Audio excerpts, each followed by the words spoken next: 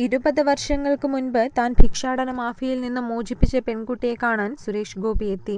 പ്രസവിച്ചയുടൻ അമ്മ തെരുവിൽ ഉപേക്ഷിക്കുകയും പിന്നീട് ശരീരമാസകലം പൊള്ളലുകളോടെ ആലുവയിലെ ജനസേവാ ശിശുഭവനിൽ എത്തിക്കുകയും ചെയ്ത ശ്രീദേവിയെ തേടിയാണ് സുരേഷ് ഗോപി പാലക്കാട് കാവശ്ശേരിയിലെ വീട്ടിലെത്തിയത്.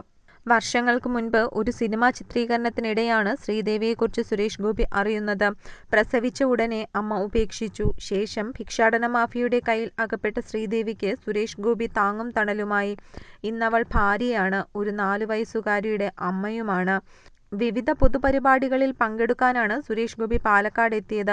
അന്ന് താൻ രക്ഷപ്പെടുത്തിയ കുട്ടി കാവശ്ശേരിയിൽ ഉണ്ടെന്നറിഞ്ഞപ്പോൾ തൃപ്പൂണിത്തുറയിൽ നിന്ന് വാങ്ങിയ മധുരവുമായി സുരേഷ് ഗോപി അവൾക്കരികിലേക്ക് എത്തുകയായിരുന്നു. ഫാൻസി സ്റ്റോർ നടത്തുന്ന സതീഷാണ് ശ്രീദേവിയുടെ ഭർത്താവ്. ശിവാനി മകളാണ്. ഫാൻസി സ്റ്റോറിന് പിറകിലെ കുടുസുമുറിയിലാണ് കുടുംബം കഴിയുന്നത്. തന്റെ ജീവിത പ്രയാസങ്ങളെക്കുറിച്ച് ശ്രീദേവി സുരേഷ് ഗോപിയോട് വിവരിച്ചു. ജീവിത പ്രയാസങ്ങളെ അതിജീവിക്കാനുള്ള എല്ലാ പിന്തുണയും നൽകിയാണ് സുരേഷ് ഗോപി ശ്രീദേവിക്കരികിൽ നിന്ന് മടങ്ങിയതും.